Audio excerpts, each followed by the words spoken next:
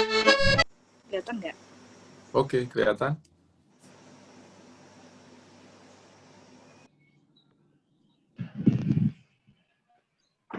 Kabur. Nih. Ah.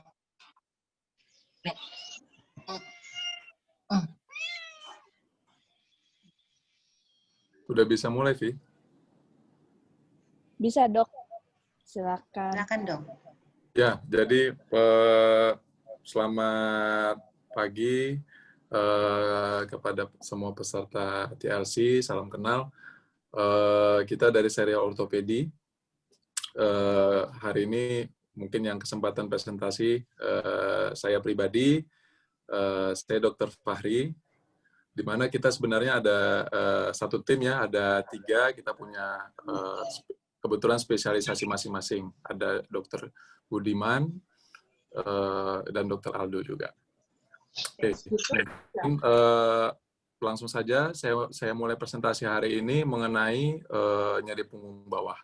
Jadi memang nyeri punggung bawah ini mungkin pengantarnya sedikit merupakan salah satu penyakit yang paling sering ya, apalagi memang terutama di mungkin Bapak Ibu sekalian masih rata-rata usia aktif bekerja. Nah, mungkin ini salah satu penyakit yang sering.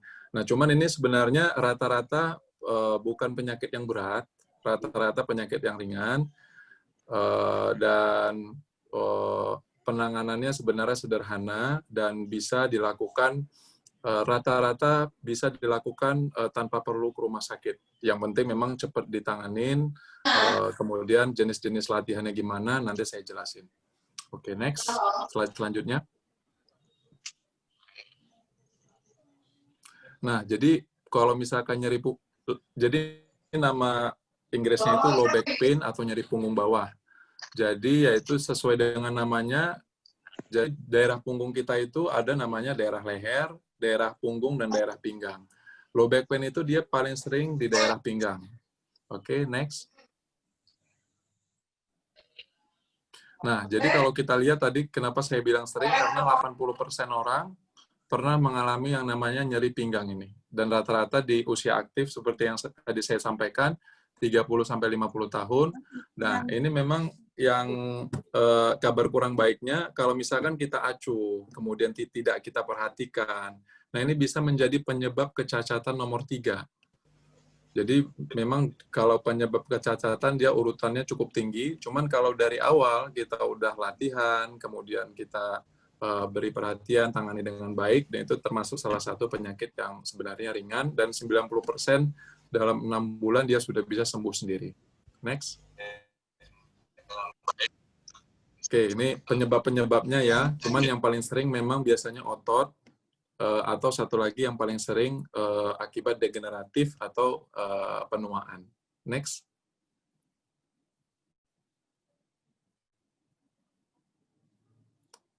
Nah, ini mungkin sekilas. Nah, ini boleh balik ke yang sebelumnya dulu. Ke gambar sebelumnya. Nah, ini kita lihat bahwa ini tulang punggung kita. Jadi yang paling bawah itu tulang ekor, ya. Yang paling atas itu tulang leher. Nah, itu pinggang bawah itu kita lihat yang di bagian bawah ini. Di daerah situ merupakan daerah pinggang bawah atau sebutan medisnya namanya daerah lumbal. Oke, next. Nah, jadi memang penyebab nyeri itu rata-rata kalau misalkan yang datang ke saya rata-rata kalau misalkan usia kerja itu biasanya karena postur. Kalau kita lihat, nah ini yang kiri postur kurang baik, yang tengah itu yang paling baik posturnya. Jadi memang kalau misalkan kita bisa sehari-hari kita menjaga postur kita seperti yang tengah ini, nah insya Allah hasilnya bagus untuk seumur hidup. Next. Nah ini model duduk yang baik. Nah ini seperti yang paling kanan. Nah ini yang paling baik sebenarnya. Nah ini dikasih lihat bahwa memang dengan kita menjaga postur aja, nah ini kita bisa mencegah yang namanya terjadinya nyeri punggung bawah tadi. Next. Nah, ini mungkin sekilas gambaran. Jadi, punggung kita itu terdiri dari yang namanya tulang, bantalan, dan saraf. Nah, kalau misalkan yang paling sering bermasalah itu yaitu yang namanya bantalannya. Jadi yang berwarna pink itu, nah itu ada namanya bantalan. Nah, itu dia biasanya yang paling sering bermasalah pada usia kerja. Yang nantinya mananya bantalan itu bisa menjepit saraf yang warna kuning. Nah, itu yang nanti mungkin teman-teman pernah juga mendengar yang namanya saraf terjepit. Oke, cuman itu memang udah pada kasus yang lanjut atau kasus yang parah ya. Next. Nah, ini saraf terjepit tadi biasanya berkaitan dengan usia kerja, kemudian mengangkat beban yang terlalu berat dengan postur yang salah, kemudian duduk dengan postur yang salah. Mungkin sekali atau 2 kali, no problem, nggak ada masalah. Cuman kalau misalkan terus-terusan, puluhan tahun atau 10 tahun dilakukan dengan cara seperti itu, nah itu ke depannya kurang baik. Ya. Jadi yang warna ungu itu merupakan bantalan, yang warna kuning itu sarafnya, kemudian yang warna coklat itu tulangnya. Ini tulang belakang nih. Ya, oke. Next. Nah, jadi ini mungkin perbandingan, tadi saya bilang penyebab nyeri punggung itu salah satunya yaitu akibat penuaan. Jadi memang udah fisiologis kita ya, seperti rambut ubanan. Nah, ini kalau di punggung memang dia ada yang namanya penuaan juga di punggung. Jadi kalau yang kiri itu biasanya yang lebih pada usia muda, yang kanan itu pada usia tua. Nah, tapi diharapkan dengan kita melakukan exercise, dengan kita menjaga postur, kita dapat menghambat penuaan yang terlalu cepat. Ya, next. Nah, ini pada kasus infeksi, bisa juga mempengaruhi tulang belakang. Di Indonesia angkanya cukup tinggi, cuman tetap yang lebih tinggi biasanya lebih ke masalah otot atau masalah penuaan tadi. Next. Nah, ini biasanya pemeriksaan MRI. Jadi biasanya untuk kasus-kasus tulang belakang, nyeri punggung yang sudah menahun, nah ini biasanya kita mintakan pemeriksaan ini untuk kita melihat posisi sarafnya, posisi bantalan. Nanti gambarannya seperti ini, MRI. Ya, next. Nah, ini seperti yang saya sampaikan di awal bahwa memang pencegahan untuk nyeri punggung ini sebenarnya bisa kita lakukan di rumah tanpa perlu ke rumah sakit, yaitu ada 4 poin yang sangat penting: menghindari postur dan posisi yang salah, kemudian latihan penguatan otot. Nah, ini bisa mungkin teman-teman dari TLC bisa lakukan banyak hal, contohnya seperti plank, pilates, dan lain-lain. Kemudian kalau bisa berenang juga bisa. Kemudian yang tidak kalah pentingnya yaitu menjaga berat badan. Karena memang ada dengan berat badan berlebih, ada 3 sendi yang paling menderita atau yang paling menopang beban, yaitu sendi punggung bawah yang pertama, kemudian sendi pinggul, dan sendi lutut. Ya, oke, next. Nah, mungkin ini gambaran yang sangat bermanfaat sekali. Mungkin kita sering mengangkat di rumah, misalkan seperti mengangkat anak kita, atau mengangkat botol aqua kali ya. Nah, mungkin bisa dipraktekkan. Nah, ini cara yang benar yang paling kiri ya. Tidak memberi beban kepada punggung bawah terlalu banyak. Oke, next. Nah, ini seperti ini. Mudah-mudahan nanti selesai dari sini bisa dipraktekkan. Jadi, para peserta bisa terhindar dari yang namanya nyeri punggung bawah. Next. Oke. Nah, cuman memang kalau sudah terjadi nyeri punggung bawah, gimana dong dok? Kan mungkin karena memang rata-rata pernah mengalami nyeri punggung bawah. Nah, ini contoh latihan-latihannya, ya. Latihan-latihan ringan yang bisa dilakukan di rumah seperti knee to chest stretch. Next. Kemudian lower back rotational stretch. Kemudian flexibility stretch-nya juga bisa. Nanti ini gambar-gambar latihan-latihan ini juga ada di serial ortopedi, baik di websitenya, di Instagramnya, kita juga sudah ada semua untuk latihan-latihan penguatan otot punggung. Jadi mudah-mudahan nanti bisa dipelajari di sana. Oke, next. Nah, tapi rata-rata yang datang ke saya 80% hanya memerlukan fisioterapi dan pengobatan obat-obatan, kemudian pengobatan ringan. Cuman kalau memang ada juga mungkin dalam persentase yang kecil, mungkin sekitar 10% sampai 20%, nyeri punggungnya menahun. Kemudian juga disertai dengan saraf terjepit, yang ditandai dengan adanya gangguan untuk berjalan dalam jarak jauh, kemudian nyeri menjalar ke kaki seperti ketarik. Nah, itu mau tidak mau terpaksa untuk dilakukan tindakan-tindakan yang minimal invasif. Jadi tindakan-tindakan minimal invasif ini belakangan ini sudah sangat berkembang. Jadi memang rata-rata kita sudah jarang sekali melakukan operasi-operasi terbuka untuk saraf terjepit, karena memang kita sudah ada yang namanya seperti pain management, baik dengan laser, ataupun injeksi, ataupun radiofrekuensi seperti ini, dengan hasil-hasil yang sangat baik. Next. Nah, next. Nah, ini mungkin contohnya ya. Nah, ini mungkin contoh dekompresi laser untuk yang cedera bantalan sendi yang ringan, cuman yang sudah menahun, tidak ada perubahan dengan fisioterapi, bisa kita anjurkan ini. Next. Next lagi.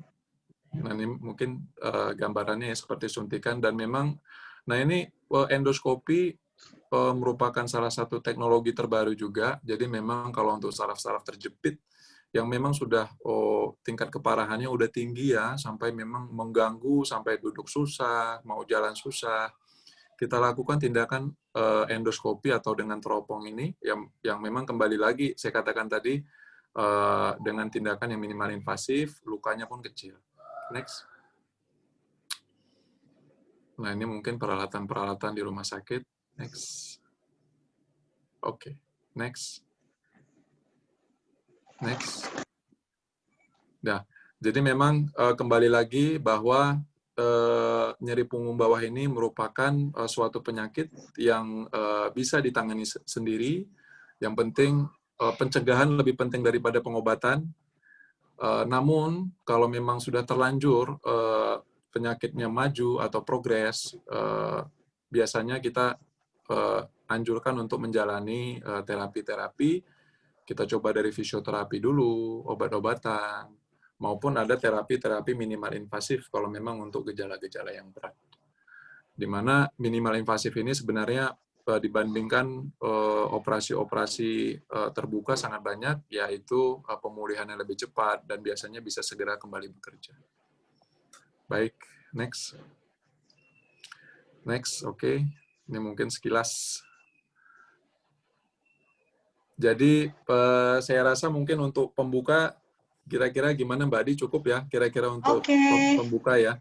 Nanti boleh nih mungkin karena kita diskusi santai, boleh sambil santai aja. Apa yang mau ditanyakan, nanti saya berusaha jawab. Iya, baik. Bapak Ibu mungkin silakan yang ingin bertanya boleh diketik di room chat kita di Zoom ini, atau langsung mau ingin langsung bertanya, Bu Endah. Oke, Bu Endah kayaknya dari tadi, sorry ya Bu, sebentar. Bu Endah bilang katanya cedera tulang belakang sejak tahun 2012 sampai pernah menggunakan kursi roda. Mungkin Bu Endah boleh berbagi Bu pengalamannya, ceritanya ke Dr. Fahri. Silakan Bu.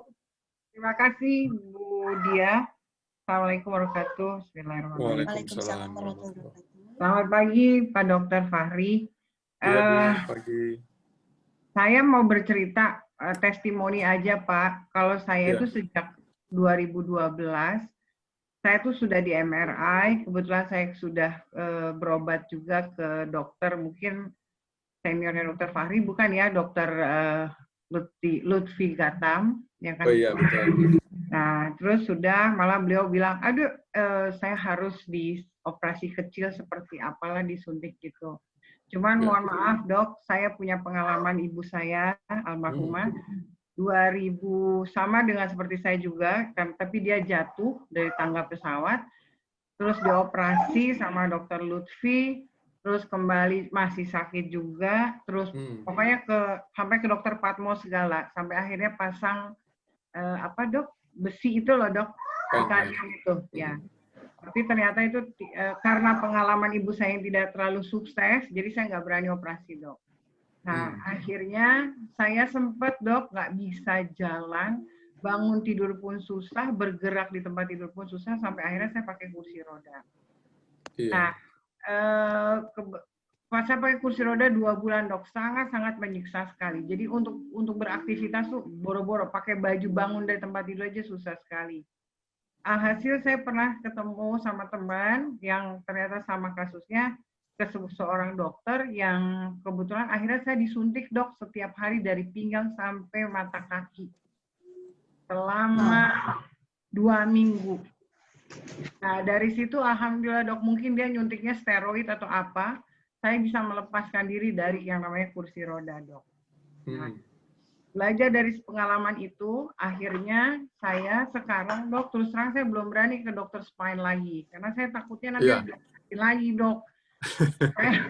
Saya masih belajar pengalaman ibu saya yang sampai 4 kali operasi tidak sukses, lantas katanya dengar cerita juga ada yang 50-50 kan ya, Dok ya. Maaf nih saya agak panjang ceritanya ya, Mbak Dia.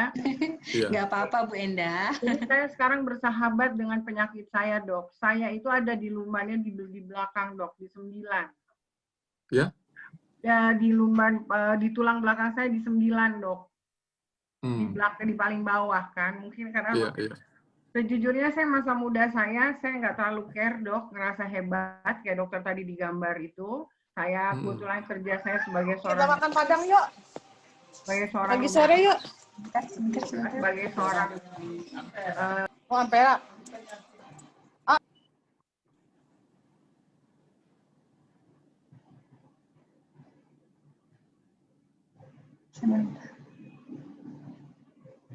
Tadi Ibu Endah tadi. Sebentar Bu Endah. Mana suara Bu Endah ini? Bu Endah, sebentar Bu Endah. Iya. Oh iya.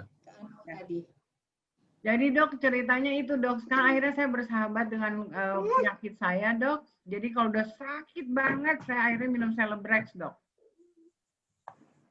Dan saya belum berani ke dokter spine lagi. Jadi Bu, tapi sekarang masih sakit Bu, pinggangnya? Masih, Dok. Jadi kalau saya tuh sakitnya, Dok, dari pinggang, bokong kiri, sampai ke kadang-kadang ke kaki. Tapi lutut tidak masalah, Dok. Tapi Ibu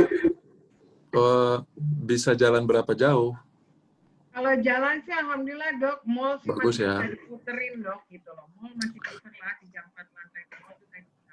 Cuman memang, Dok, saya kadang-kadang saya backup sama kalau nggak Celebrex, saya minum Panadol yang ekstra itu loh, Dok. Iya. Tuh. Jadi Sampai memang Bu, Dok, satu lagi. Sekarang yang namanya tulang belakang saya, karena saya membiasakan diri yang nyaman, akhirnya agak bengkok sebelah, Dok. Bengkok gitu loh. Kalau orang yang utuh kan lurus ya, Dok, ya, kayak tadi dokter bilang. Saya jadinya agak bengkok. Jadi udah nih, Mi. Jadi pinggang saya yang kiri lebih tinggi daripada pinggang saya sebelah kanan. Iya. Karena memang karena mungkin nyerinya di satu sisi ya. Iya, Dok. Nah, ini saya senang sekali ada webinar ini. Saya mau minta solusinya. Kalau bicara berenang, alhamdulillah saya berenang, Dok. Malah saya kemarin ketemu sama sahabat saya, dia kebetulan guru Pilates, dia bilang dia bisa perbaiki. Apakah betul dengan Pilates juga saya bisa perbaiki, Dok? Jadi saya mengupayakan jangan dioperasi gitu, Dok. Mohon arahan dokter deh, Bang. Iya. Jadi memang kalau saya boleh kasih komentar dulu ya, Bu, karena memang kalau yang masalah kasus orang tuanya Bu Endah, mungkin saya belum bisa komentar. Karena memang pertama penyebab nyeri tulang belakang itu banyak, Bu. Kemudian kasus ibu dengan kasus orang tuanya, kalau yang saya lihat dari ceritanya itu tidak sama. Ya, betul. Dan memang penanganannya tentu berbeda-beda. Jadi memang saya belum bisa kasih komentar kalau mengenai yang itu.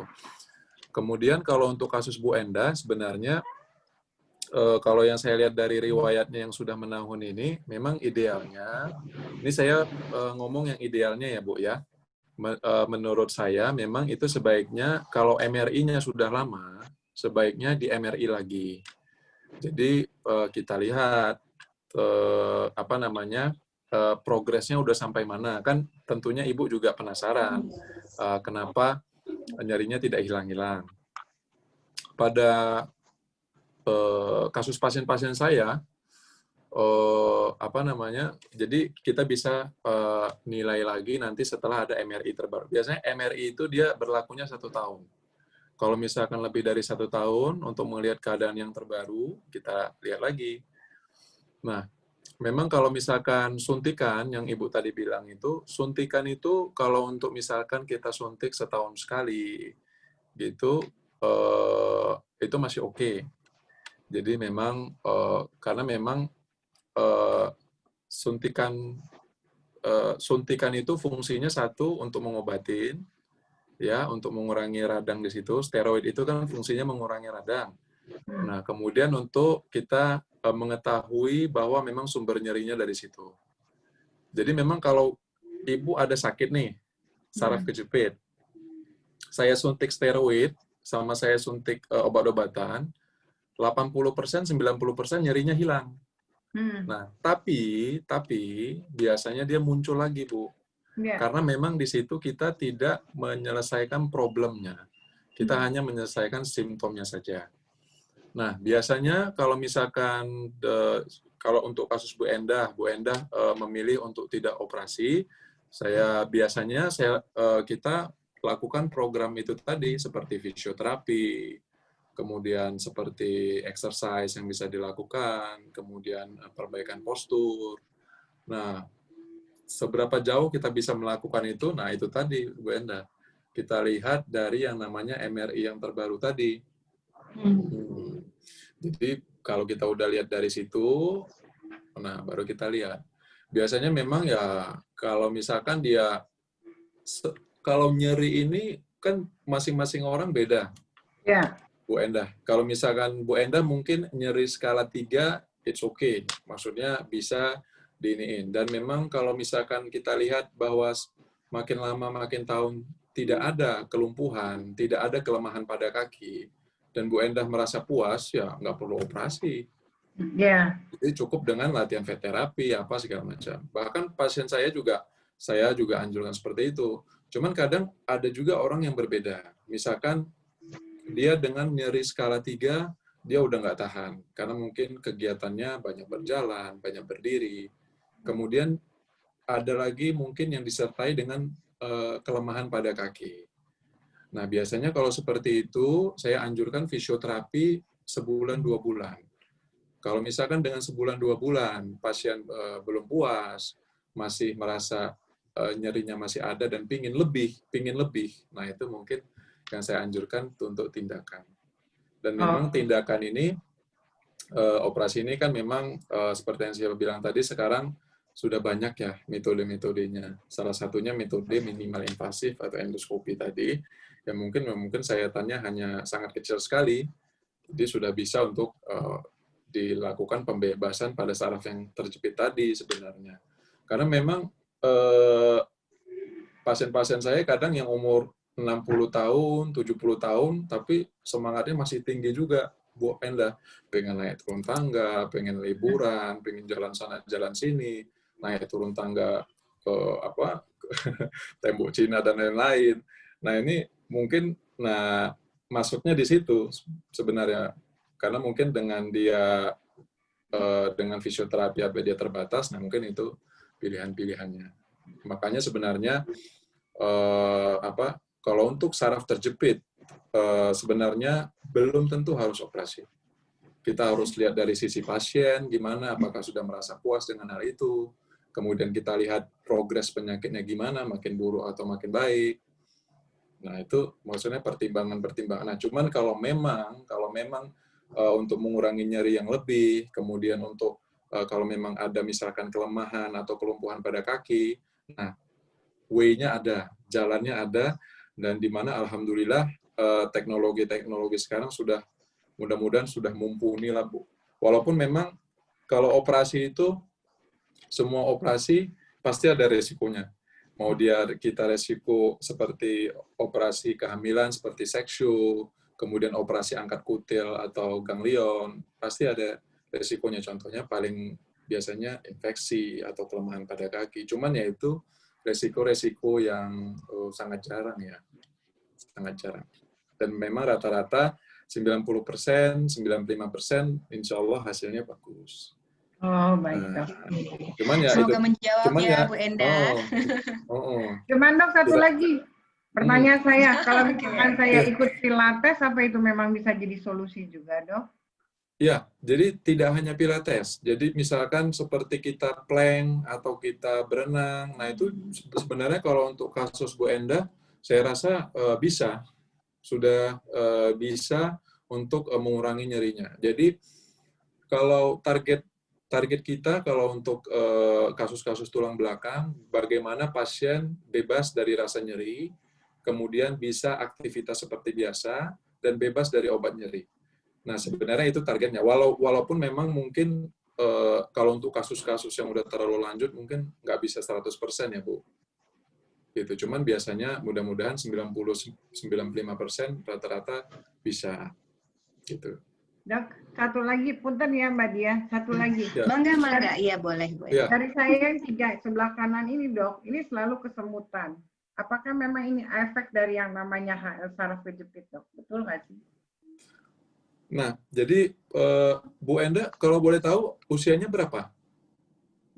Masih muda dok, saya masih Masih muda, 52. 17 tahun ya, Bu Enda. Ya. Jadi 17 tahun. Ya. Jadi memang bisa jadi salah satu gejala dari saraf terjepit. Jadi memang karena kalau semua saraf-saraf kaki kita itu kan di pinggang, Bu. Ya. Nah, jadi memang kalau saraf terjepit di pinggang, dia efeknya ke kaki. Nah, itu namanya saraf terjepit atau stenosis tadi kan. Ya. Nah, itu tadi yang makanya saya anjurkan dilihat dulu MRI-nya. Jadi dilihat dulu MRI-nya, dilihat jepitannya seberapa besar, apakah dia ada pengurangan. Di tempat praktek dokter, Oke. di tempat praktek dokter ada MRI kan? Ada. Tapi nggak pakai Oke. APD Bu Enda kan bisa dok? langsung datang Bu ke RS Kolombia nanti Bu. Bu Enda bisa langsung konsul langsung nih. Di mana itu RS Kolombia? Saya baru dengar, maaf. Di Pulau Mas Bu. Di Pulau Mas. Oh iya. Oke. Nanti boleh main-main. Baik, terima Terima kasih kasih dok. Bu Terima Enda, kasih. sharing pengalaman dan Terima kasih. pertanyaannya luar biasa, semoga menjawab. Terima kasih. Oke, kita next ke pertanyaan teman-teman berikutnya, Dr. Fahri. Ya. Ada dari Pak Anyan. Bagaimana ya dok cara menghilangkan kebiasaan membungkuk kalau duduk nih buat orang-orang nih karyawan atau kita ibu-ibu yang suka duduk di belakang kantor, back office, kadang nggak sadar ya postur tubuh kita tuh. Saya juga nih yang sering kerja di kantor nih dok. Kadang nggak sadar saya suka bungkuk loh dok. Itu bikin ini nggak ya dok ya? Bisa menyebabkan apa nih dok? Iya. Nah ini memang yang saya bilang tadi bahwa memang kan yang paling penting pencegahan ya. Jadi memang idealnya sebenarnya kalau untuk perbaikan, kalau untuk tips mungkin untuk yang lama di depan komputer atau di back office. Pertama mungkin tadi gambarnya bisa dilihat lagi ya, gambar untuk posisi duduk yang benar itu di mana mungkin bahunya tegak, kemudian punggungnya tegak. Karena memang punggung kita itu kan ada tadi leher, punggung, dan pinggang ya. Semuanya itu ada kelengkungan sendiri-sendiri. Ya. Jadi ada kelengkungannya sendiri-sendiri. Kalau misalkan kita paksakan melengkung, membungkuk seperti ini tidak sesuai dengan posisi normalnya dia, nah itu bakalan muncul tuh nanti penyakit-penyakit otot, nyeri menahun, yang nggak kita harapkan. Jadi mungkin nanti kalau misalkan perlu gambar lebih itu nanti di serial ortopedi itu lengkap gambar-gambarnya. Oke, baik. Kemudian mungkin bisa dicoba ya untuk Pak Anyan, kita belajar membiasakan jadi habit untuk duduk dengan postur yang baik, mungkin begitu ya dokter ya? Betul. Jadi memang mungkin kalau duduk yang kurang baik ini mungkin nggak terasa itu, mungkin dari kita SD, SMP, SMA, cuman kalau udah bertahun-tahun, nah, takutnya nanti dia akumulasinya ke nyeri punggung bawah tadi. Kemudian tips lagi, kalau untuk biasanya kita selingin dengan 2 jam kita ambil waktu untuk stretching. Jadi bisa dengan 2 jam, kalau bisa kita dengan ke toilet, ataupun kita stretching, ngambil minuman. Jadi, karena memang pada dasarnya tubuh kita ini ialah bergerak. Jadi kalau kita paksakan tubuh kita dalam posisi diam yang terlalu lama, nah itu juga tidak baik, dia menjadi kaku. Nah, jadi Betul, memang betul. kita Apalagi yang working from home ya dokter ya. Saat ini kan banyak Iya. karyawan yang work WFH, yang memang aktivitasnya malah semakin berkurang. Mungkin bisa dicoba untuk teman-teman semua. Jadi memang itu perlu kita lakukan yang namanya stretching atau pergerakan pada punggung kita. Pergerakan apa aja bisa, jadi yang penting dia tidak dalam posisi diam terlalu lama. Saya kira itu tips-tips utamanya. Oke, terima kasih dok. Ada Pak Erjan nih, Pak Erjan cukup panjang nih. Boleh saya bantu bacakan ya dokter ya? Iya. Dari Pak Erjan Jordan, bulan lalu katanya sakit pinggang dok. Sudah sempat disuntik nih sama obat otot pinggang. Kemudian hingga sekarang belum sembuh total. Kadang bangun dari kursi yang pendek dan bersin kadang-kadang suka kesakit nih. Oh, berarti kalau lagi bersin juga sakit ya Pak?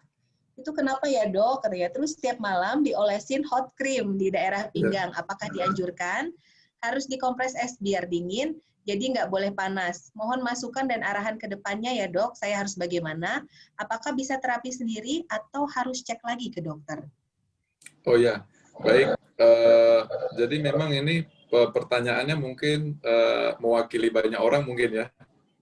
Jadi memang kalau hal seperti kemungkinan sih memang bisa disebabkan oleh nyeri otot atau nyeri akibat bantalan. Dan memang tetapi selama tidak ada keluhan di kaki, mudah-mudahan bisa dengan ditangani dengan penanganan seperti back exercise tadi, latihan punggung tadi.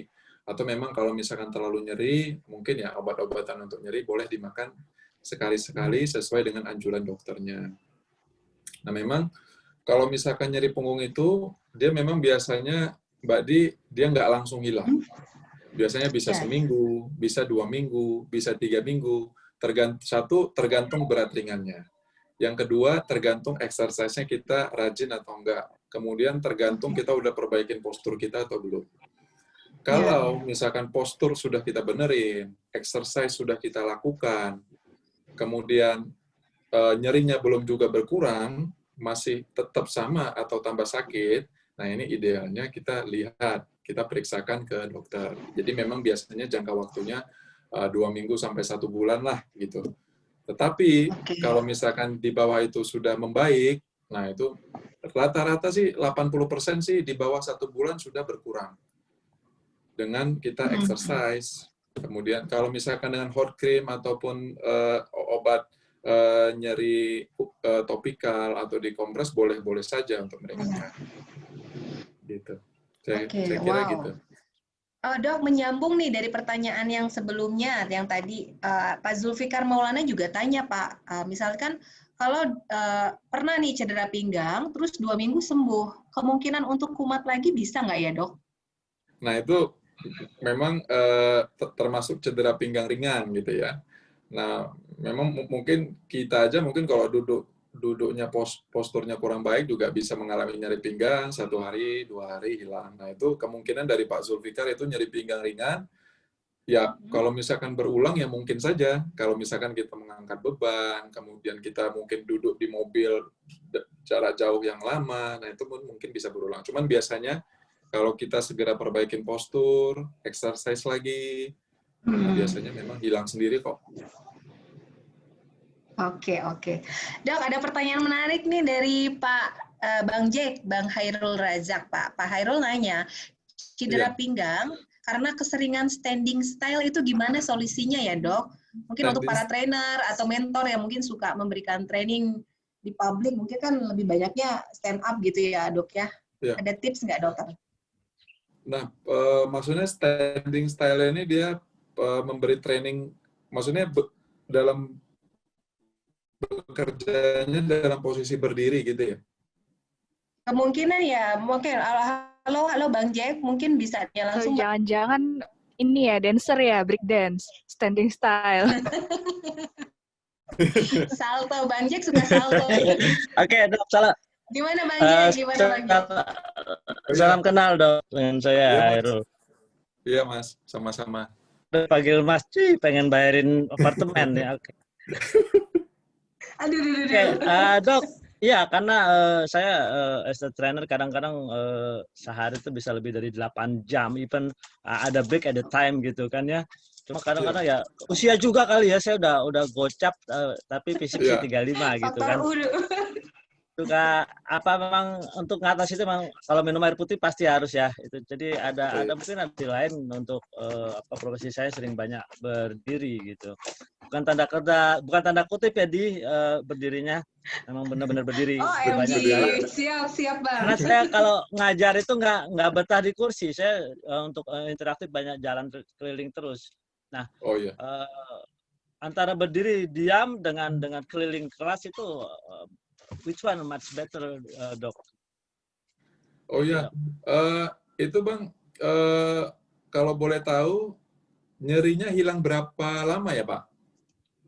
Kadang-kadang muncul aja di pinggang sebelah kanan, kayak gue mau ngomong encok malu gitu kan, kayak nah, saya suka nyeri aja terus saya duduk sebentar, saya diri lagi hilang. Nah kadang-kadang saya segera kalau situasi kayak gitu langsung minum air 2 gelas atau 1 botol langsung saya habiskan.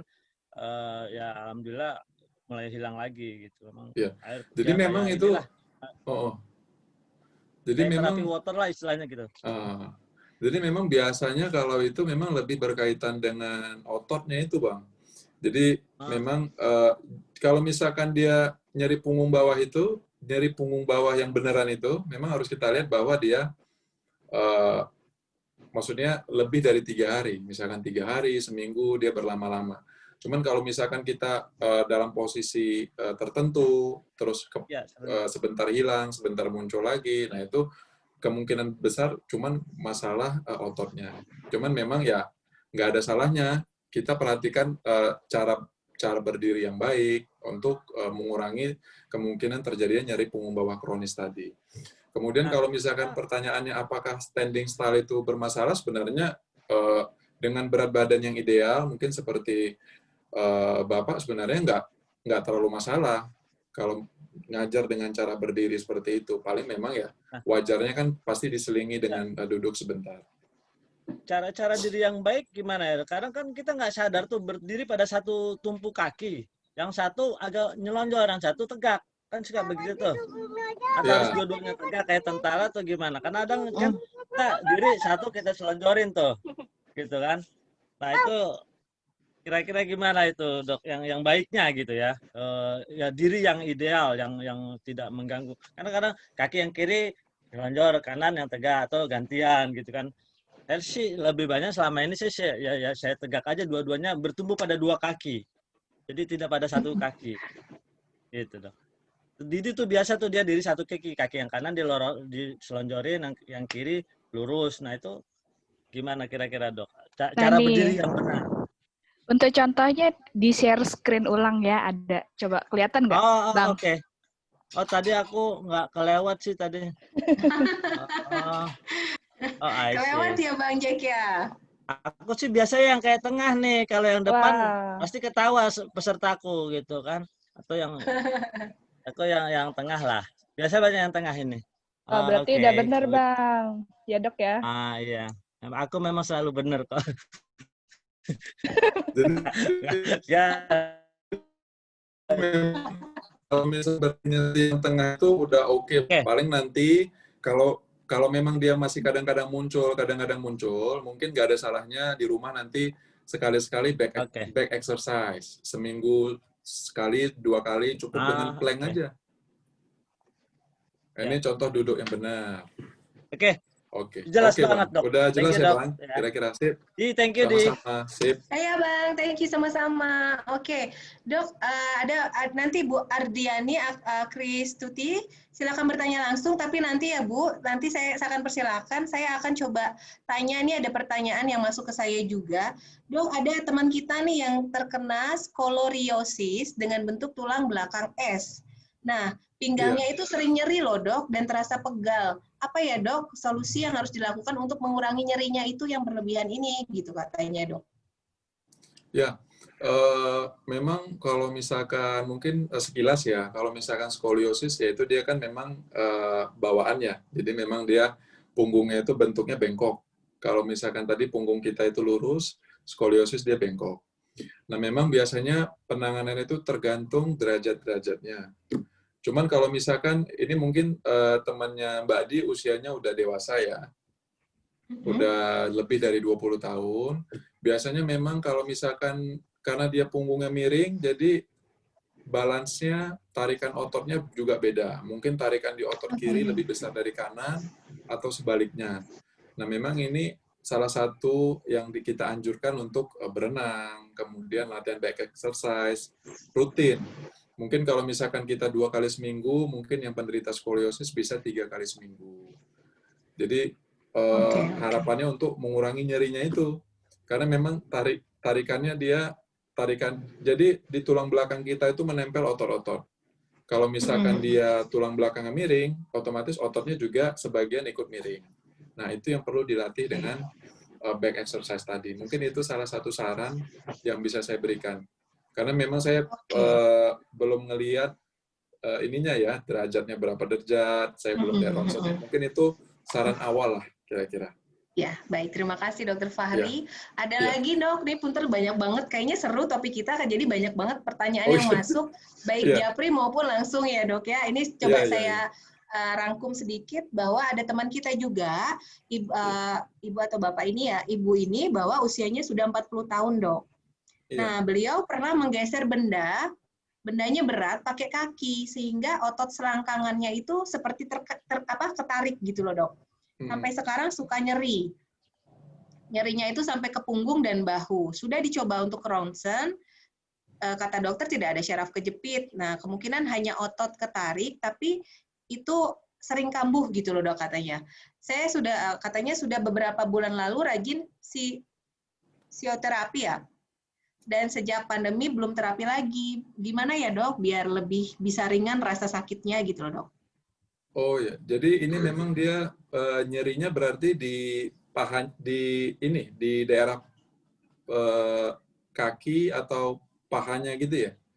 Jadi seperti otot selangkangannya ketarik, tapi mengakibatkan area bahu dan punggungnya juga kena sakit gitu loh dok. Biasanya dia ini suatu penyakit yang berbeda ya. Jadi memang kalau misalkan dia punggung sama yang selangkangannya itu mungkin berbeda.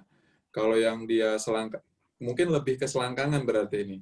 Berarti kalau misalkan punggungnya nggak ada saraf terjepit, mungkin sudah dilakukan pemeriksaan, asumsinya ya. Jadi memang kemungkinan yang di otot yang di selangkangannya yang mungkin nyeri ya. Nah itu yang memang sebenarnya untuk penanganan awal itu, dan memang kalau untuk otot ya memang kita biasanya physical therapy atau latihan exercise yang bisa dilihat, yang bisa dianjurkan. Cuman mungkin nanti kalau misalkan belum berkurang, ya mungkin perlu kita lihat dulu bagaimana ronsen pinggulnya. Dan kebetulan ada Dokter Budiman juga ya. Iya. Mungkin Dokter Budiman ya. nanti bisa langsung konsul ke Dokter Budiman juga nih ke Pulau Mas, ke RS Columbia. Oke dok, mungkin dari Bu Ardiani Kristuti, silahkan Bu, katanya ceritanya sedikit panjang karena pengalaman pribadi, boleh Bu share ke kita, barangkali dari Dokter Fahri bisa memberikan solusi yang solutif buat Ibu dan teman-teman semua nih. Halo Bu. Bu Ardiani. Halo, kedengeran? Iya. Oh iya, kedengeran silakan, Bu. Selamat Halo, siang kedengeran? Bu. Halo Mbak Dia. Oke. Halo. Ya, selamat siang Mbak Dia, aku Mary. Panggil Mary aja ya dok. Hai teman-teman semua.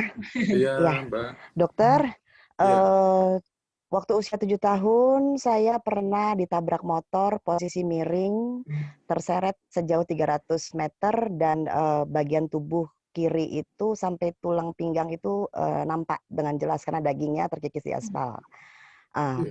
Karena masih anak-anak, saya takut untuk ngadu ke orang tua ya.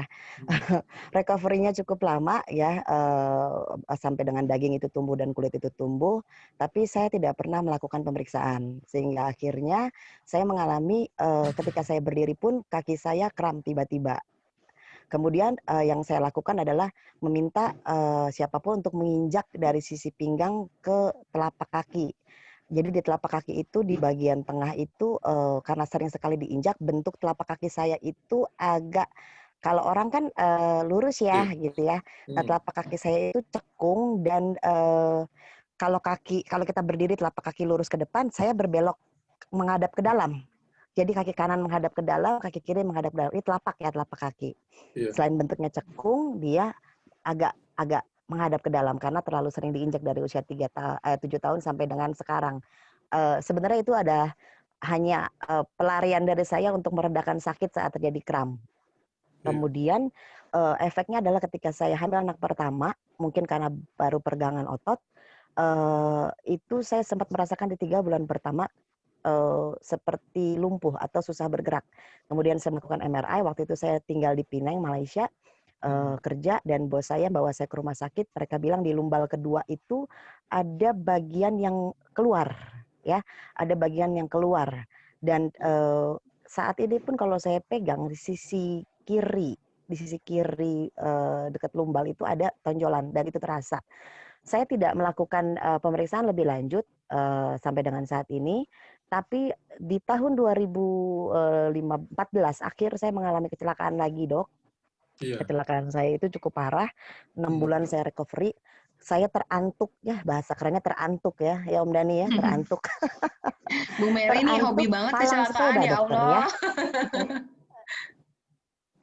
Musibah ya Bu ya kemarin ya. Anak saya yang umur 3 tahun di belakang sepeda, Dok.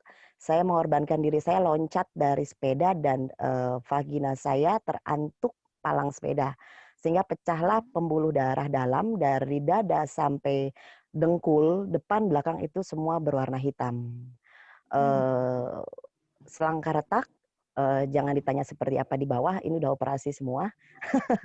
Jadi saya tidak bisa menggeser apapun dengan pinggul. Kalau itu saya lakukan, ya salam. Saya akan mengalami nyeri luar biasa, tergeletak di kasur bisa 1 minggu. Sehingga akhirnya saya tidak pernah memakai sepatu hak tinggi, pakai sepatu teplek, kemudian tidak berani membawa berat. Kalau saya membawa berat itu sudah pasti something will happen to me.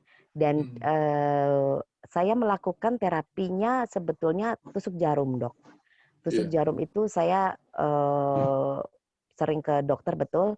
Itu ketika saya ditusuk jarum dari punggung atas sampai dengan ke mata kaki, lalu ke dekat jempol di bawah, itu jarum mungkin ada puluhan ya, Dok. Itu saya baru bisa tidur, Dok. Saya tidak berani minum obat karena obat-obatan yang pernah diberikan dokter itu sejenis morfin. Karena waktu itu kan yang kecelakaan itu benar-benar parah ya. Tiap 4 jam saya disuntik sejenis morfin, kemudian recovery 6 bulan pun 7 lapis jahitan di bawah, sangat menyiksa ya. Nah, yang saya takutkan sebenarnya gini, Dok. Usia masih baru 41, belum 41. Hamil udah 3 kali dengan kembar 3 di tengah gitu ya. Luar biasa kan ya penderitaan saya. Nah, yang saya takutkan sebenarnya gini, Dok. Ketika menjelang sekarang udah usia mau jalan menuju tua ya, belum tua-tua banget. Saya takut udah mulai ngerasain kayak apa ya, Dok ya. Kalau nggak diinjek-injek tuh pinggang sampai kaki, aku nggak iso turu, Dok. Jadi tiap malam itu ya wajib lah diinjek. Kalau nggak saya tusuk jarum sendiri. Jadi kebetulan akhirnya saya belajar tusuk jarum sendiri di titik-titik yang di dokter akupuntur itu bagi tahu, ini deh kamu kalau kakimu kram tusuk di sini gitu. Ya karena nggak murah ya, terapi ke dokter tuh nggak murah juga kan ya, Dok ya. Akhirnya saya beli mesin tusuk jarum, saya tusuk sendiri. Nah, pertanyaan saya pertama adalah apakah menusuk jarum sendiri sebenarnya, ya saya tahu itu salah karena saya belajar otodidak, tapi I cannot sleep and I don't want to take any medicine karena saya tahu obat-obatan itu jangka panjang ya, ginjal segala macam. Itu yang pertama. Kedua, saya benci berenang, saya benci banget berenang. Padahal katanya berenang itu baik buat saraf kejepit katanya. Akhirnya saya lakukan yang kaki disilang, tiduran tuh, Dok, kaki disilang kayak orang duduk angkat kaki. So saya geser ke kiri 10 detik sampai stretching itu, ketarik otot pinggang. Begitu juga ke kanan, itu tiap hari saya lakukan sama cycling. Nah, setiap saya cycling itu bunyi loh, Dok.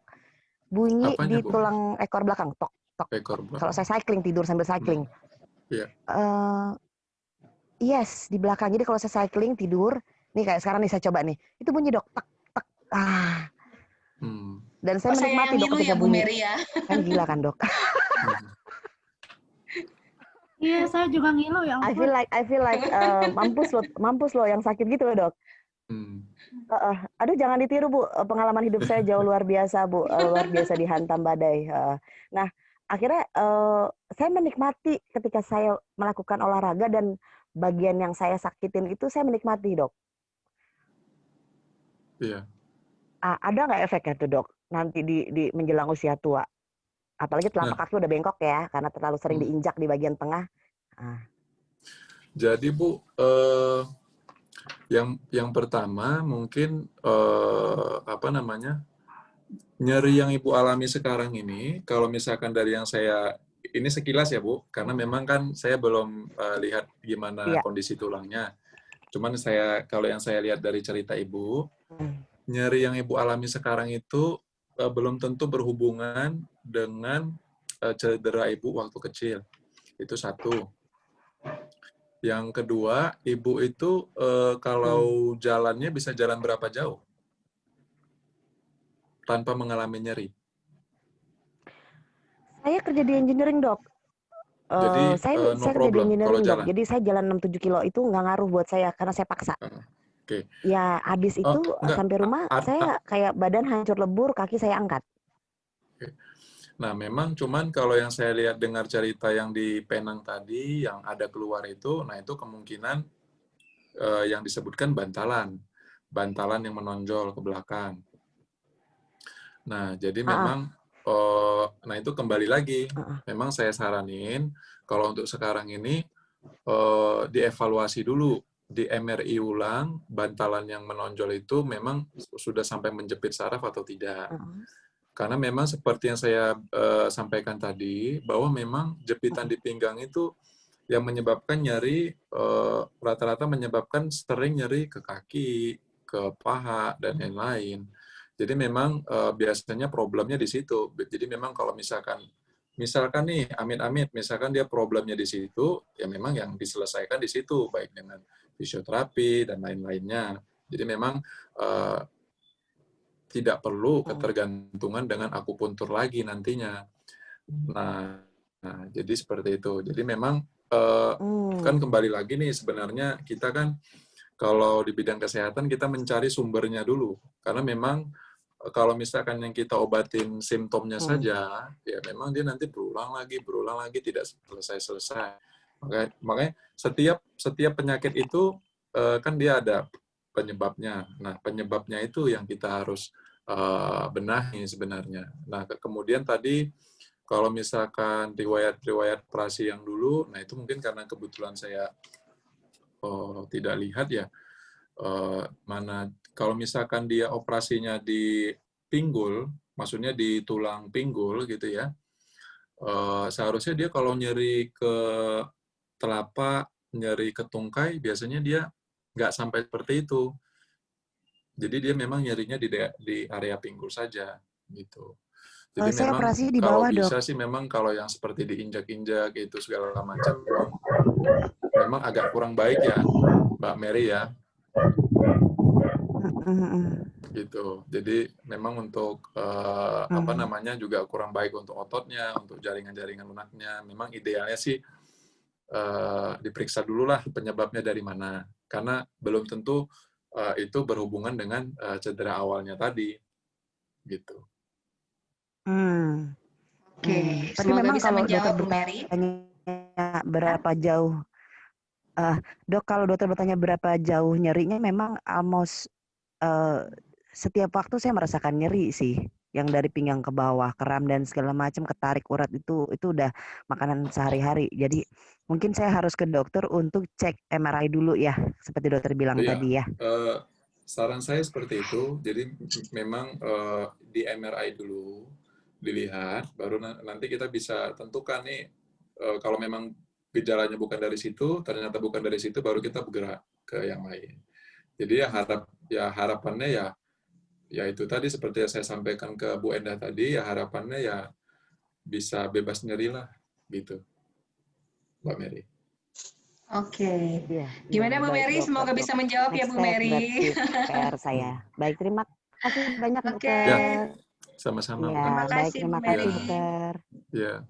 Oke, seru sekali. Makasih, Masih Mbak sangat Tia. antusias sepertinya teman-teman karena pertanyaannya masih banyak yang masuk.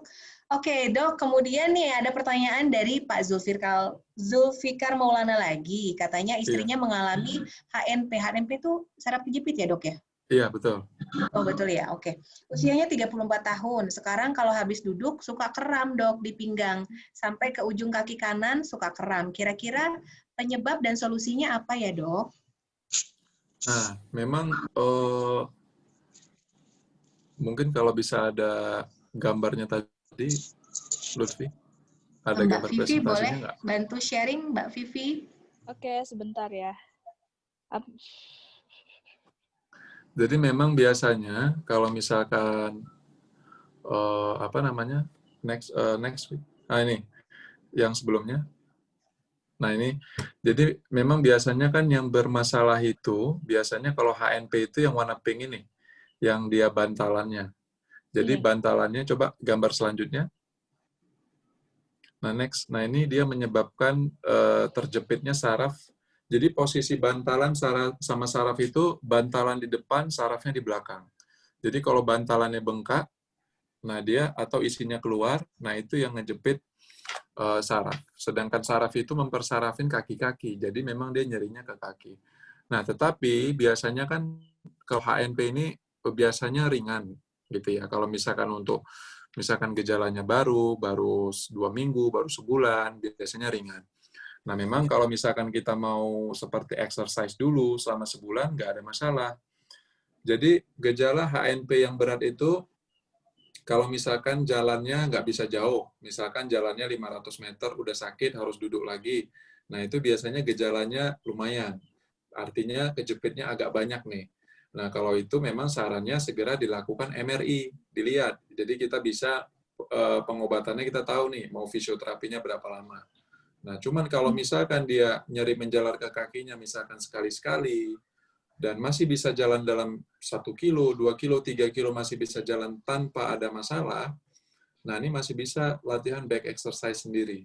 Atau fisioterapi di rumah sakit masih oke. Nah, jadi indikasi-indikasinya itu. Itu kira-kira Mbak Di.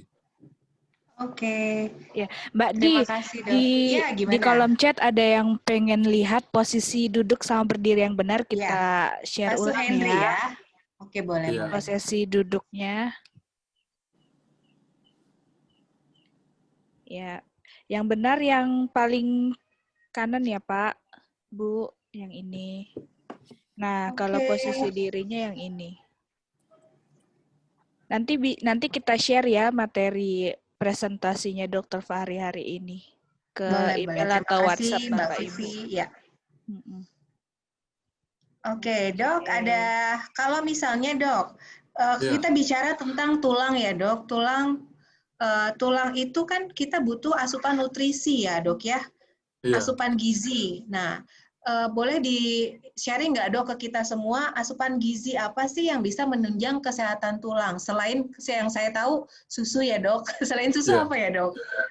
Ya, memang kan tulang, terutama dia asupan yang berguna kan kalsium, kemudian vitamin D ya. Jadi memang seperti vitamin D mungkin bisa kita tambahkan dari berjemur. Kemudian kalau misalkan kalsium banyak sekali ya, memang bisa dari dairy products, misalkan keju, kemudian yogurt, kemudian susu, kemudian sebagian juga di sayur-sayuran juga banyak kalsium ya, seperti bayam dan lain-lain. Nah, jadi memang di makanan kita sehari-hari sebenarnya juga banyak kalsium. Jadi mungkin dari makanan-makanan itu sebenarnya sudah cukup. Jadi kalau kita tidak mengalami sesuatu, misalkan tidak dalam posisi hamil atau tidak dalam posisi misalkan butuh vitamin kalsium lebih dari makanan sehari-hari, itu sudah cukup. Jadi kita tidak perlu mengkonsumsi suplemen tertentu. Tetapi mungkin kalau misalkan makan kita agak kurang, mungkin selera makan berkurang, mungkin pada usia tua, atau kita mempunyai kondisi tertentu, seperti misalkan hamil atau keadaan tertentu, nah itu mungkin kita perlu suplemen kalsium atau vitamin D. Saya kira itu, Mbak. Iya. Ya, terima kasih Dokter Fahri. Iya. Oke, teman-teman mungkin Bapak Ibu semua yang mau bertanya silakan. Coba kita lihat dulu sebentar. Ada dari Bu Intan Melani, Dok. Iya. Dok, apakah makanan atau minuman yang sebaiknya dikonsum untuk penderita cedera tulang atau olahraga? Olahraga apa sih yang boleh dilakukan dan tidak boleh dilakukan nih untuk penderita cedera tulang, Dok? Maksudnya ke arah sana mungkin ya. Cedera tulang apa ya? Tulang belakang. Di sini Bu Intan nggak terlalu jelas nih Pak. Cuman untuk penderita cedera tulang. Pagi, silakan Ya. Mbak Intan. Iya, halo. Iya, Gini Mbak. Dok, Halo Mbak. Iya. saya dulu pernah kerja di kapal pesiar, itu kira-kira 12 tahun yang lalu, dan saya pernah cedera sebagai waiter, di mana konotasinya kita selalu membawa berat oval tray lebih dari sekitar 15 kilo. Itu Oh, hampir setiap hari, dan saya berat pernah banget ya. cedera itu sama sekali tidak bisa bergerak. Maksudnya lay down, benar-benar lay down, menggerakkan tangan aja sakit, apalagi miring. Dan waktu itu dokter sempat taking care saya, entah kayaknya di injection atau apa, saya udah nggak, I don't know. Terus akhirnya saya dipulangkan ke Indonesia. Saya totally bed rest, saya sampai 1 tahun tidak on board lagi, dan akhirnya I feel fine, dan cek, oke, and then saya balik lagi ke kapal. Nah, itu kira-kira 12 tahun yang lalu, dan saat ini saya extra taking care untuk tulang belakang saya, Dok. Karena sometimes saya di office saya harus pakai high heel, dan apa ya, kadang-kadang ada nyeri gitu. Apakah saya berpikir saya tidak boleh sit up, push up, sit up gitu, karena saya takut terjadi lagi.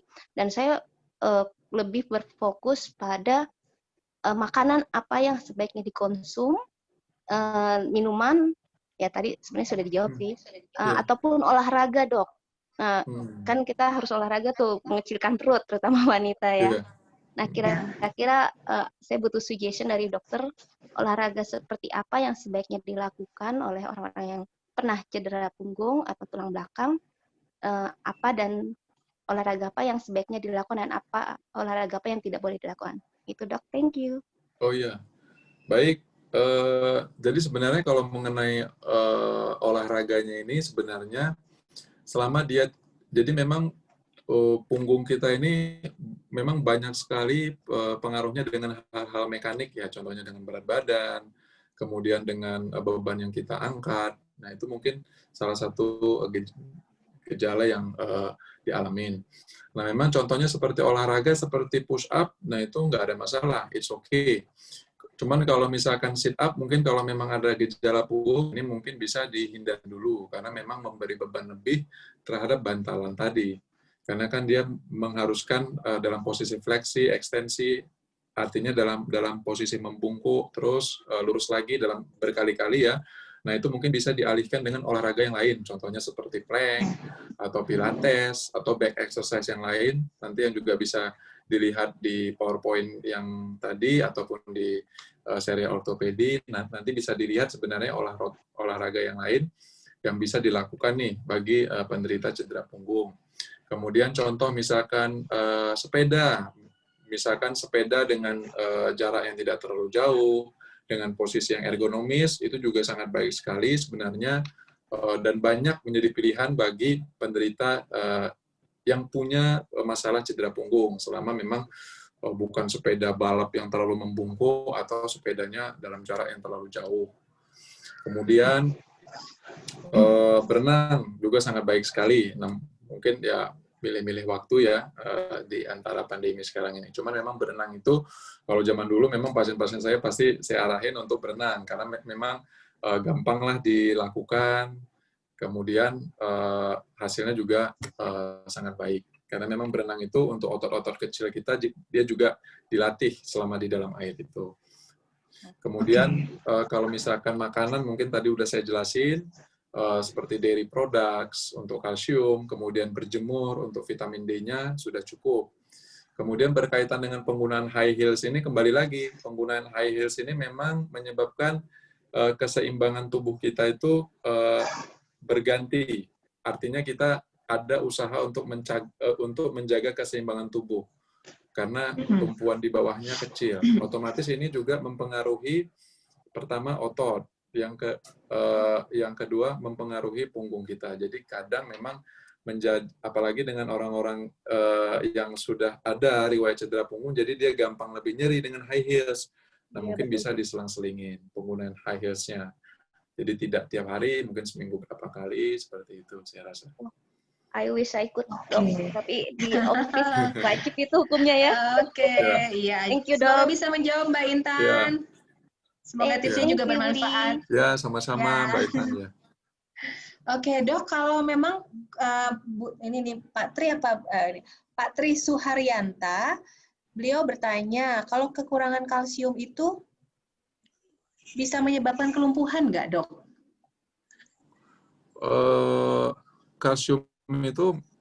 Kalau kalsium itu memang rata-rata dibutuhkan dalam ini ya. Jadi memang bukan hanya tulang saja. Cuman kalau misalkan kelumpuhan biasanya tidak. Cuman biasanya berkaitan dengan gangguan proses tubuh kita ya.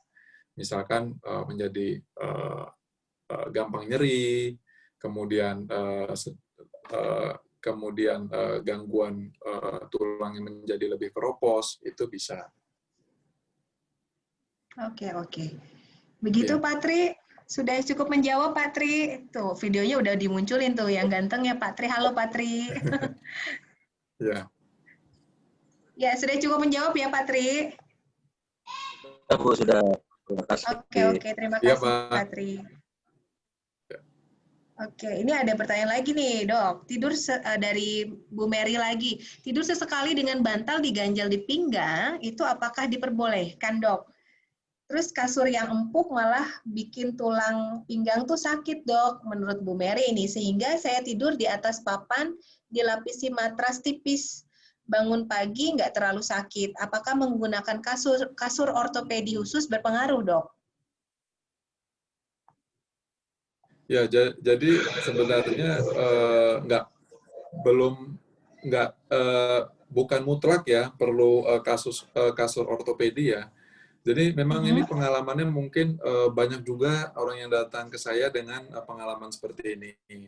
Jadi memang biasanya kalau dia kasurnya terlalu lunak, otomatis kan dia punggungnya menjadi terlalu bungkuk ya dalam posisi tidur yang tidak disadarin. Nah itu kadang yang menyebabkan nyerinya pada saat bangun tidur jadi nyeri karena memang pada saat tidur aja posisinya udah problem kan, udah salah.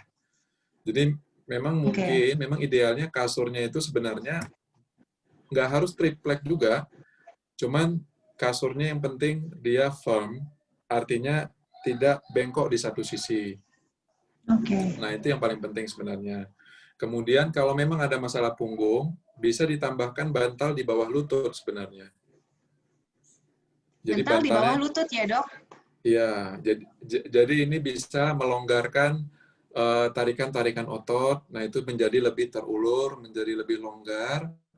Kemudian satu lagi tipsnya, mungkin bisa posisi miring tidurnya. Oh. Jadi miring pada kanan saat apa kiri bebas ya, Dok? Bebas. Oke. Gitu. Saya rasa semoga bisa menjawab nih Bu Mary. Tipsnya itu dulu. Iya. Oke, Dok, banyak sekali pertanyaan yang menarik dan sangat informatif sekali nih informasi dari Dr. Fahri. Oh, iya. Saya bersyukur banget hari ini kita dapat informasi yang luar biasa positif dari Dr. Fahri dan Pak Aldo, Dr. Aldo juga, Dr. Budiman juga. Mungkin ini pertanyaan dari Pak Dena Baskoro. Halo, selamat siang Pak Dena. Pak Dena nih tanya, Dok. Siang Dok, saya tahun 2018 sampai 2019 tuh hobi sepeda nih, lagi happening banget memang. Tapi sekarang kaki kiri saya sarafnya suka kejepit Dok setiap kecapean. Apakah saraf kejepit pada kaki saya bisa menyebabkan akibat yang fatal ya Dok? Mungkin gimana nih Dok? Nah, memang kalau misalkan saraf terjepit kalau saraf terjepit di kaki, memang biasanya dia problemnya di punggung lagi. Nah, cuman kembali lagi, biasanya itu dilihat, maksudnya ada gangguan pada saat berjalan atau tidak.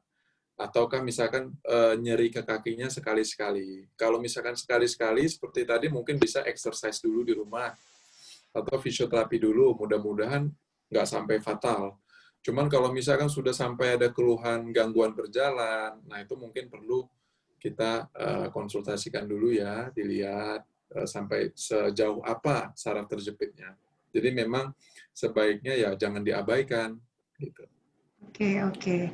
Wow, seru sekali. Oke dok, nggak kerasa nih kita udah 1,5 jam ya dokter ya. Ibu-ibu, teman-teman semua mungkin dari keluarga Iwapi Jakarta ada yang mau bertanya lagi mungkin? Silakan Bu. Saya buka 2 pertanyaan lagi deh terakhir buat ibu-ibu, bapak-bapak semua yang mau sharing atau mau bertanya tentang keluhannya sama dokter Fahri. Mbak, ada pertanyaan nih. Boleh. Dari mana, Mbak Lucy? Ini dari Ibu Lia ya. Siang dok, saya berusia 41 tahun, lutut saya mengalami nyeri sendi. Saya diberi glukosamin, saya konsumsi 1 hari sekali.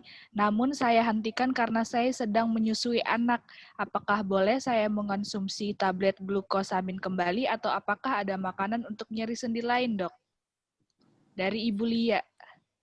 Ya, mungkin kembali lagi, kalau memang nyeri lutut ini termasuk faktor-faktornya rata-rata memang mekanis. Mulai dari apa aktivitas kita, kegiatan kita, apalagi ini kan usia muda. Nah memang sebenarnya latihannya itu yang paling penting yaitu tadi, exercise-nya, latihannya. Mungkin awalnya bisa dilakukan di rumah dulu sebenarnya.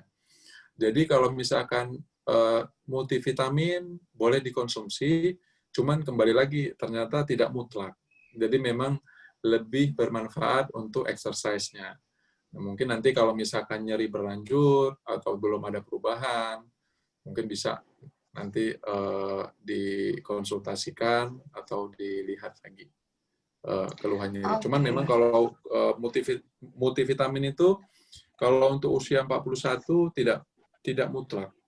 Jadi lebih berpengaruh exercise-nya atau latihannya. Oke, terima kasih Dokter Saya kira Fahri. gitu. Semoga bisa menjawab Ibu Lia.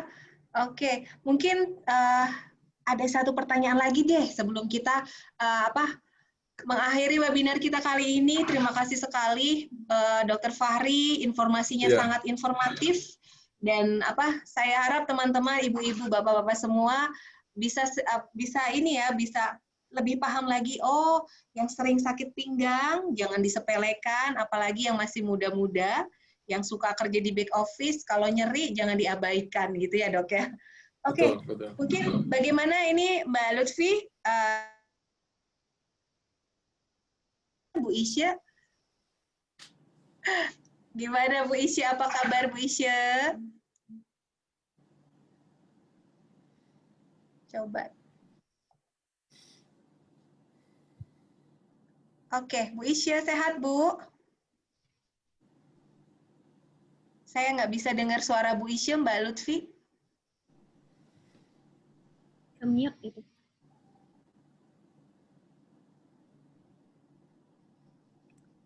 Oke. Pak Dani, boleh dibantu Pak Dani untuk unmute ini? Saya tidak bisa unmute, sorry, punten Pak. Halo. Halo. Halo, ya Bu. Oke, Halo. Pak Nuryanto. Oke, kita Pak Nuryanto mau tanya duluan, boleh silakan Pak. Ya, selamat siang dok. Siang, ya Pak. Silakan. Terima kasih sekali nih ya, materinya bagus sekali nih, terutama untuk masalah tulang belakang dok. Iya. Saya ingin tanya dok, kalau kita tidur itu sebaiknya bantalnya itu tipis sehingga kita lurus atau ini bantal yang tebal ya? Yang benar tuh yang mana kira-kira untuk menjaga supaya tulang belakang kita tetap bagus gitu? Itu aja dok. Oke. Kalau misalkan masalah bantal, memang kalau misalkan dia tipis atau tebal sebenarnya tidak terlalu problem Pak, tidak terlalu masalah. Yang penting kasurnya itu jangan yang mendelep ke dalam, kasurnya yang rata. Kemudian kalau misalkan masalah bantalnya itu, kalau yang bantal di kepala, yang penting senyamannya aja Pak. Jadi kalau terlalu tebal, posisinya terlalu menekuk juga nggak baik untuk leher ya. Kalau yang saja yang penting posisi kepala, tangan, tubuh itu sudah yang paling baik. Sudah baik.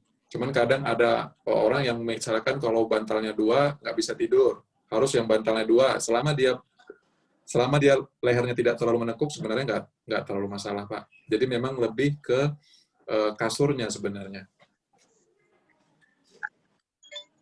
Oke. Pak Yang saya Nuryanto, bilang, cukup menjawab Pak Nuryanto ya. Oke. Ya, terima kasih Pak Nuryanto pertanyaannya. Oke, Bapak Ibu, terima kasih sekali. Hari ini kita bisa berbagi informasi yang sangat informatif dari serial ortopedi dengan 3 dokter kece-nya. Dan hari ini Dokter Fahri yang dengan baik hati berbagi banyak hal.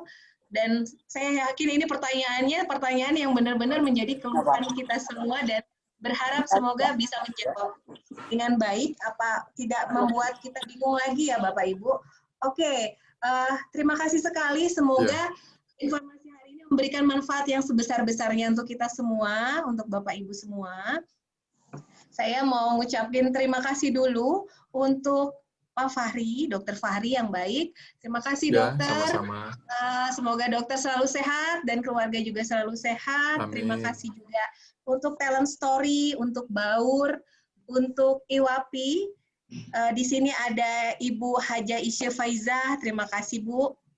Beliau Ketua Umum DPC dari Iwapi Jakarta Timur, kemudian Ibu Endah Answaruddin, Ketua Umum Iwapi DPD, dan Ibu Koripka juga. Terima kasih Bu Koripka. Hatur nuhun sekali teman-teman, Bapak Ibu. Semoga next webinar kita bisa dapat informasi lagi nih dari Dr. Aldo dan Dr. Budi ya, Mbak Lutfi ya. Iya, betul. Oke, baik. Sebelum kita akhiri, saya juga terima kasih banyak untuk telah diundang. Ya. Iya, sama-sama Dokter Fahri. Oke, Bapak Ibu, boleh yuk kita tampilkan dulu videonya. Kita mau foto bersama untuk sedikit. Oke, Mbak Lutfi udah ready ya? Ayo, belum, kita tunggu yang lain. Coba tampilin videonya. Masih ada nih yang belum tampilin nih. Thank you Mbak Di hari ini ya. Thank you Mas Dena sudah join, Mbak Angel, teman-teman Talent Story juga terima kasih. Yuk kita foto dulu slide yang pertama. Oke, semuanya berikan senyuman termanis, ibu-ibu. Aduh, hari ini weekend harus happy. 1, 2, 3, cheers. Oke, lagi. 1, 2, 3, cheers. Tuh kan kalau lihat Dokter Fahri senyum udah mirip Afgan banget loh, Dok. Oke, slide kedua. Slide kedua, 1, 2, 3, cheers. Pak Suhendri, Pak Zulfikar, terima kasih Pak Erjan. Satu lagi yuk, 1, 2, 3, cheers. Oke, Mbak Neneng, Bu Heti, Bu Lia, Pak Andri. Thank you, terima kasih teman-teman. Ya. Ya, untuk Bapak Ibu, kalau mau tahu informasi lebih lanjut atau tips seputar kesehatan tulang dan otot, bisa langsung lihat di website kita serialortopedi.com atau di Instagram @serialortopedi. Yes. Sudah follow belum Instagramnya Bapak Ibu? Silahkan di-follow Serial Ortopedi. Di situ kita bisa banyak menemukan informasi yang informatif sekali tentang penyakit tulang, otot, dan sendi. Oke, terima kasih semuanya. Sampai jumpa di webinar Talent Story berikutnya. Saya Diah Fikarti pamit. Assalamualaikum warahmatullahi wabarakatuh. Waalaikumsalam warahmatullahi wabarakatuh. Terima kasih Dok, terima kasih Pak Dani. Sama-sama, makasih semua. Makasih Dok. Iya, sama-sama Pak. Makasih Mbak Di. Ya, Lutfi, makasih. Makasih dokter. Yuk. Makasih Mbak Di. Assalamualaikum. Oke. Ya.